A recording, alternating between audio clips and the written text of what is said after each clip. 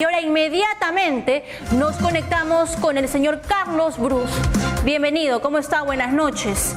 Tres veces congresista, 3 veces ministro. ¿Se viene la cuarta, señor Brus, de la mano de Forsyth?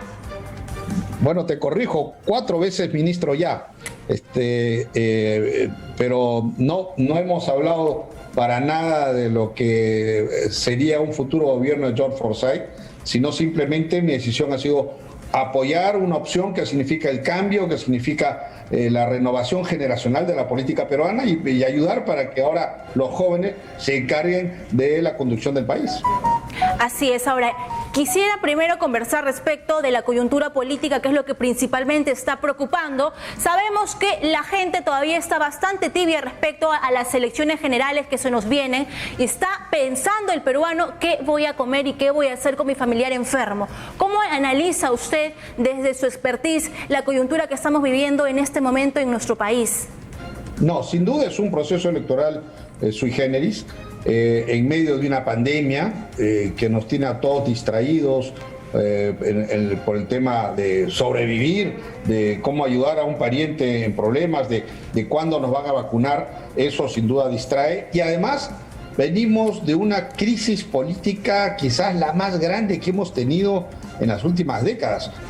Pocos periodos hemos tenido donde ha habido 4 presidentes, han habido 2 congresos en 5 años. Así que es una crisis política donde podríamos decir que el sistema político peruano implosionó. Así que es una situación particular, es bastante sui generis. Y hay bastantes distracciones en el camino y parecería que a 48 días de las elecciones la gente recién se va a poner a pensar por quién va a votar. Así es. Y el golpe bajo, señor Brus, en este momento, cuando no pensábamos que los políticos iban a ser capaces de tener ese tipo de acción como las vacunas VIP, las vacunas gay. ¿Cuál es su perspectiva? ¿Qué siente usted principalmente como peruano? Porque más allá de político, es peruano también y es un ser humano que también se indigna con lo que pasa en su país.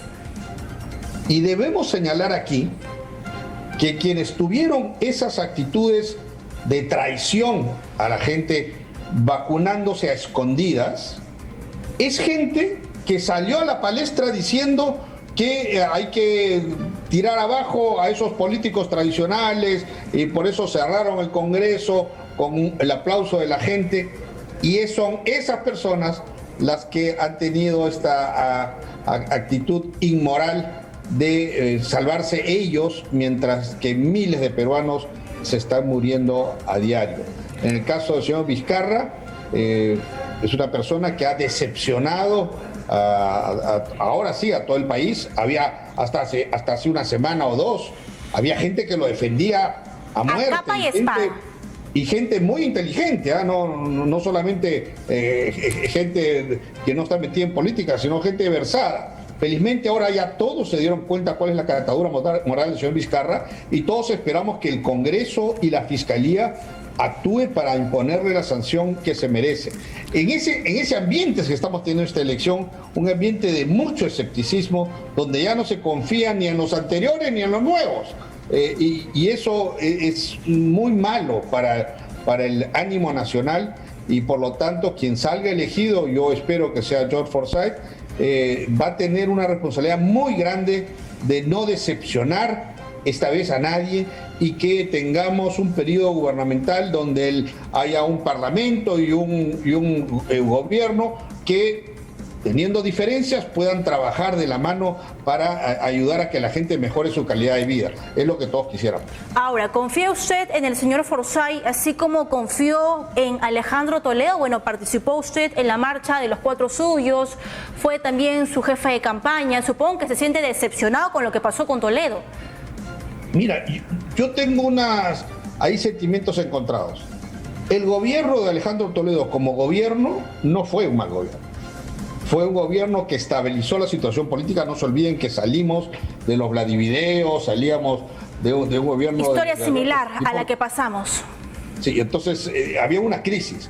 y con el gobierno de Toledo se logró estabilizar el sistema democrático y el país avanzó, empezó la senda del crecimiento. Como gobierno no fue un mal gobierno. Alejandro Toledo tuvo la virtud de escoger buenos ministros que dirigieron bien el Ejecutivo. Sin saberlo nosotros, él había caído en unos actos de corrupción que nadie supo, y eso ha empañado ese gobierno. Pero como acción en el Ejecutivo se avanzó. Esperamos que el siguiente periodo tiene un reto más o menos parecido. Primero, estabilizar la situación política. Ya no podemos tener 4 presidentes y 2 congresos en 5 años. Hay que estabilizar la situación política, hay que establecer reglas de juego, hay cosas que hay que corregir en la Constitución y en la arquitectura del sistema democrático peruano. Por ejemplo, hay que precisar y limitar el tema de la incapacidad moral, que es una causal por la cual se le saca al presidente más rápido que lo que se le saca a un alcalde. Por el lado del Ejecutivo hay que limitar lo que es las cuestiones de confianza, que el Ejecutivo no lo puede hacer para cualquier cosa que le dé la gana.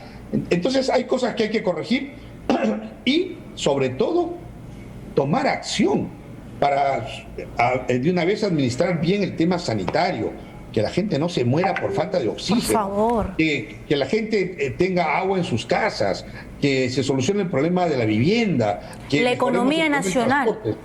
Entonces, el tema económico del crecimiento para generar empleo para nosotros y nuestros hijos es algo que también hay que atender. Entonces, son varias tareas a la vez, que no las puede hacer un gobierno solo si no tiene de alguna manera un entendimiento con el Parlamento para trabajar juntos, respetando sus diferencias, pero trabajando juntos. No somos enemigos, podremos tener diferentes puntos de vista, pero los dos, Parlamento y Ejecutivo, tenemos la responsabilidad de ponernos de acuerdo para mejorar la calidad de vida de la gente. Ese es el gran reto que hay por delante, y yo creo que George Forsyth es el candidato indicado por una razón importante. Esta elección no es una elección de 2 vueltas electorales, es una elección de 3 vueltas electorales. La que va a haber el 11 de abril, donde saldrán 2 candidatos, la que habrá a haber dentro de 48, dentro de 30 días más, que elegiríamos ya a una persona, y la tercera vuelta es las conversaciones que esta persona va a tener que hacer con las demás fuerzas políticas que integran el Parlamento para formar una coalición de gobierno, porque nadie va a tener mayoría. Está clarísimo que la dispersión en el Parlamento va a ser peor que en el periodo anterior. Entonces el presidente elegido va a tener que poder conversar con todas las fuerzas políticas y ponerse de acuerdo para formar una coalición de gobierno, algo que hacen muy frecuentemente las democracias parlamentarias. Entonces, para que uno pueda hacer eso, tiene que ser alguien que tenga poca resistencia. Si es la izquierda la que gana, difícilmente va a poder lograr ese consenso de una coalición de gobierno con los grupos de derecha. Si gana el fujimorismo, difícil que también puedan hacer esa coalición, porque el fujimorismo tiene mucho anticuerpo. Yo creo que George Forsyth es el candidato que tiene menos resistencia entre estos grupos para poder formar esta coalición y finalmente le demos estabilidad política al país para poder avanzar, para poder volver a crecer y generar los empleos que necesitamos. Ahora, yo quisiera hacer una pequeña radiografía de la economía peruana, aprovechando que usted fue presidente de ADES, director de CONFIEP también. ¿Cómo ve usted que podrá recuperarse la economía nacional luego de esta pandemia, luego de esta cuarentena? ¿Qué deberíamos hacer o qué debería hacer el gobierno, el aparato estatal, para ayudar a reactivar a los peruanos? En esto no hay magia. Lo que hace que una economía crezca es que tengamos un flujo de inversiones públicas y privadas constante y creciente, ¿no? O sea, si nosotros logramos promover inversión privada y pública, vamos a tener crecimiento. Esto significa, por ejemplo, aprovechar los precios internacionales del cobre que están subiendo enormemente y que los expertos dicen que se va a mantener por un par de años para promover inversiones mineras retrasadas. Esto significa que el Estado empiece a utilizar sus recursos para hacer obras de infraestructura, para sacar esos grandes proyectos, como en el caso de Lima, la línea 2 y 3 del metro, la ampliación del aeropuerto, obras de agua, desagüe, vivienda, todo lo que es infraestructura. Juntos, esta inversión privada y pública va a generar los puestos de trabajo que necesitamos porque no hay mejor programa social que un buen sueldo a fin de mes. Y eso es lo que tenemos que hacer. Así es. Ahora, ¿usted conoce realmente las propuestas del señor Forsyth? Y dentro de ellos estaba revisando que tiene vivienda joven. Supongo que eso viene de su asesoramiento también. Así es. Ahora, cuéntanos sobre ello, por favor. ¿Qué pasa con el joven? El joven que recién sale de la universidad o del instituto es alguien que tiene mucho conocimiento y ganas de trabajar, pero no tiene capital, no tiene para la cuota inicial para una vivienda. Entonces, ahí lo que tenemos que hacer es diseñar viviendas pequeñas con un subsidio más alto para que de esa manera la cuota inicial sea muy baja y las cuotas mensuales que tengan que pagar sean muy bajas, para que ese joven pueda acceder a esta vivienda que será pequeñita, pero cuando progrese, pero la podrá vender, ¿no? Y comprarse algo más grande, ¿no? Y para aquel que no tiene para comprar, un subsidio al alquiler. Es decir, esta persona puede buscar alquilar una vivienda y el Estado le da un subsidio para que pueda acceder a ese alquiler. Ahorita la realidad de los jóvenes es, y peor todavía si forman una pareja, solo les queda irse a vivir con la suegra o con los padres porque no pueden vivir independientemente. Con este programa de vivienda joven sí lo van a poder, le van a poder decir chao a la suegra y de esa manera empezar a formar una autonomía, familia. Así es. Así es. Ahora que hablamos de la juventud, señor Bruce, ¿qué opina usted de la juventud del Bicentenario, de esta marcha multitudinaria? Y durante la crisis política se han puesto muchos héroes y muchos villanos. ¿Cuál es su perspectiva? Yo siempre interpreté las marchas que hubieron contra el nombramiento, contra el, digamos, la decisión del Congreso de vacar a Vizcarra y nombrar un nuevo presidente, no como marchas a favor de Vizcarra ni nada parecido, sino es como unas marchas de protesta, como diciendo, ya basta. Ya estamos vacando al tercer presidente, estamos vacando al segundo presidente, nombrando al tercer presidente. ¿Hasta cuándo? Ya son tres, en ese momento eran tres presidentes y eran dos congresos. Está mal el sistema político, está mal lo que están haciendo. Y esa es una lección que todos tenemos que tener presente. Y ese fue, desde mi punto de vista, no fueron marchas a favor de Vizcarra necesariamente, sino fue una marcha de protesta. Fue una respuesta también de la gente. ¿Se puede comparar entonces con la marcha de los cuatro suyos? De alguna manera sí, ¿no? Y es algo que los políticos tenemos que saber leer para de esa manera responder a lo que la gente quiere y enmendar lo que se ha hecho mal. Por eso es que yo decía hace un momento que una de las primeras tareas del gobierno y del Parlamento nuevo que se elija es hacer estas enmiendas en la Constitución para que no se pueda estar cambiando un presidente más fácil que lo que se va con un alcalde. Imagínese. ¿No? Fíjese usted, le doy un ejemplo. Para inhabilitar al señor Vizcarra en el ejercicio de la función pública, eso tiene un procedimiento que demora no menos de 60 días. Pero para vacar a un presidente por incapacidad moral lo haces en una semana. No tiene sentido, está mal, ¿no? Y también está mal algunos abusos que han habido del Ejecutivo, que hacen cuestión de confianza al Congreso por cosas que no les competen. Entonces, tenemos que revisar y enmendar la Constitución para que esos procedimientos no sean de esa manera. Por ejemplo, que un presidente de la República no se quede nunca sin vicepresidentes. Es decir, si los vicepresidentes renuncian o se mueren, el presidente los nombraría a dedo. Porque cuando el presidente de la República se queda sin vicepresidentes, entonces el presidente del Congreso se siente atraído a forzar una moción de vacancia porque él sale presidente. Esas cosas no pueden pasar, no pueden seguir pasando.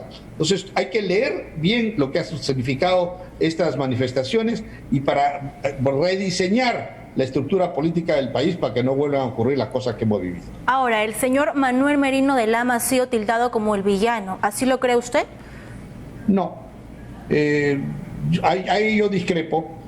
Creo que hubo un error por parte del Congreso y un apresuramiento de vacar a Vizcarra. Yo personalmente, creo que muchos peruanos no me imaginé que lo iban a hacer. Pero circunstancialmente Merino estuvo ahí. Yo lo conozco, es un buen hombre, pero tuvo un rol que hoy día todo el mundo rechaza. Pero todo el problema no es Merino, es mucho más que eso. El problema es una bola de nieve que va avanzando y avanzando. Y el andamiaje constitucional que tenemos, que se ha mostrado incapaz de poder contener estas grietas que se han formado, que nos han llevado a este colapso del sistema político que no tiene por qué volver a ocurrir. Ahora, usted compartió tiempo, momento, bueno, formaron parte del partido Peruanos por el Cambio. ¿Se imaginó usted todo lo que se venía años después a destapar respecto al señor Martín Vizcarra? Mire, de alguna manera, a mitad del gobierno sí.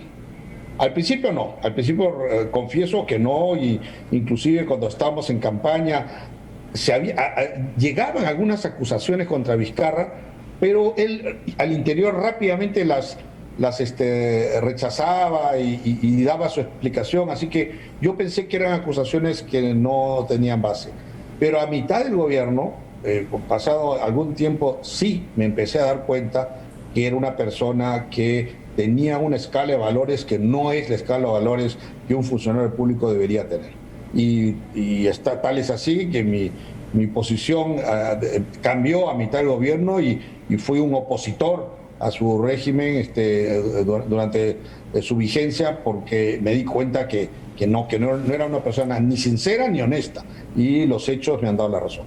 Así es, incluso usted tuvo, quizás vamos a calificarlo así, un comentario clasista de repente que dijo en RPP de que se necesitaba un provinciano, y ahí estaba Martín Vizcarra. ¿Qué puede decir ahora que pasó el tiempo de ese comentario? No fue la idea de hacer un comentario de índole racial, sino de representación geográfica. Estaba el señor Kuczynski de Lima, la vicepresidenta Mecha Arauz de Lima, entonces todos eran candidatos de Lima, y necesitábamos gente del interior del país que también esté representada en la plancha, y por eso es que muchos vimos con buenos ojos que se consigue un gobernador regional de una región del interior del país para que esté en la plancha. Ese era el sentido del comentario. Así es. Ahora, señor Bruce, su nombre ha sido vinculado también a algunas acusaciones, por ejemplo, de el abuso de su parte por algunos trabajadores, y costó también quizás algún castigo por parte de la Comisión de Ética. ¿Cuál es su descargo? No, son dos cosas distintas. Yo tuve y reconocí y pedí perdón por el pedido de seguridad de unos policías, porque iba a ir el presidente de la República a la inauguración local. Es una cosa. Lo de los trabajadores fue una farsa. Fue investigado por la Comisión de Ética del Congreso, fue investigado por la SUNAFIL, y las dos entidades archivaron el caso porque no encontraron ningún tipo de abuso, sino que... ¿Por qué lo hicieron? Alguien hizo un reportaje donde sembraron gente que no eran trabajadores nuestros, y además pusieron trabajadores de otros restaurantes como si fueran nuestros, y que nunca habían trabajado con nosotros. Nosotros lo demostramos. Este señor que está hablando jamás ha trabajado con nosotros. Entonces, esto han sido acusaciones absolutamente falsas, y así lo determinó tanto la Comisión de Ética como la SUNAFIL. Correcto. Ahora, su nombre también se ha vinculado a los temerarios del crimen. ¿En qué quedó esa investigación? ¿Cómo se pudo limpiar, pues, de esa carga bastante pesada de una acusación así terrible? Como siempre, en nada. Ustedes habrán visto, porque ustedes saben que si acusan a un congresista o un excongresista, hay que demostrar. Lo primero que se enteran son la prensa. La Fiscalía no ha llegado a nada. Han habido otros congresistas vinculados a ese señor que sí han tenido una acusación. En mi caso no, porque las imputaciones de este alcalde eran absolutamente falsas. Y ustedes, repito, son los primeros en enterarse. La Fiscalía no me ha acusado de nada. Así es. Ahora, ¿por qué cree usted que se tejen historias? ¿Será que sus adversarios le tienen cierto miedo? No, bueno, los que estamos en política siempre estamos sujetos a este tipo de escrutinio, y eso no está mal, está bien. Es parte. Porque de esa manera tú tienes que rendir cuentas de tus actos y demostrar que actuaste correctamente. Al contrario, cuando no se investigan a los políticos, ahí es donde me parece la impunidad y preocupa. La prensa tiene que ser crítica, y eso está bien, y al que le moleste que no se mete en política, porque eso es así. Entonces, ha habido acusaciones, las hemos desvirtuado. Yo cometí un error mandando una carta a la policía, pagué mi error, pero de ninguna manera es un delito, fue un error. Los otros delitos que trataron de achacarme fueron absolutamente falsos. Solamente cuando uno se muere Cachusca, recién todos hablan bien de ti, pero cuando estás vivo siempre tendrás acusaciones y los políticos las tenemos que desvirtuar. Ese es nuestro trabajo y así es como uno rinde cuentas de sus actos. Así es. Ahora, si usted de repente pues ingresa con el señor Forsyth, de repente a apoyarlo en su gobierno, supongo que también va a volver a impulsar el matrimonio LGTB+. No, nosotros lo que propusimos es la unión civil. Correcto. Y eso está en el plan de gobierno de George Forsyth. Correcto, correcto. Ahora, ¿qué esperar de la participación del señor Bruce en el siguiente gobierno si el señor Forsyth estuviera pues encabezando la lista de nuestro país como presidente? No hemos hablado de eso, ni yo lo he planteado, ni él tampoco, así que yo no especulo de cosas de las cuales no se ha conversado nada. Muy bien, señor Bruce. Ahora, su mensaje final, por favor, para todos los peruanos que están esperando realmente que esto cambie, que la coyuntura política cambie y que realmente se haga justicia por las vacunas VIP y por todo lo que vienen pasando los peruanos. Sí, en primer lugar, pedirle a las autoridades actuales que resuelvan el problema que aqueja a miles de personas del tema del oxígeno. Las plantas de oxígeno no son laboratorios complicados, son compresores. Y el gobierno perfectamente puede comprar 200 ahorita en el exterior y traerlas inmediatamente en aviones de la FAB para abastecer de oxígeno a gente que se está muriendo. 1. 2. Hay que actuar con toda celeridad y eficiencia en el tema de vacunación, ¿no? Tenemos que vacunarnos los peruanos lo más rápido posible para salvar vidas humanas. Y en tercer lugar es el futuro. A la gente que está pensando por quién votar, que evalúe las propuestas y que tome una decisión. Por mi lado, yo creo que parte de la salida a la crisis política actual es renovar a las clases políticas, es hacer el cambio, y creo que George Forsyth representa esa juventud a la cual siempre le dicen que no tiene experiencia, que nunca lo ha hecho. Es la típica que le dicen a un joven cuando postula un trabajo: no, no pueden darle trabajo porque él no tiene experiencia, no está preparado. Así es, cada vez que a los jóvenes quieren asumir un cargo, los acusan de eso. Yo creo que hay que ayudar a esta renovación generacional, a hacer el cambio en el país, que creo que es la posición que encarna George Forsyth. Excelente, muchas gracias por su tiempo, señor Bruce. Muchas gracias, feliz noche. Gracias a ustedes.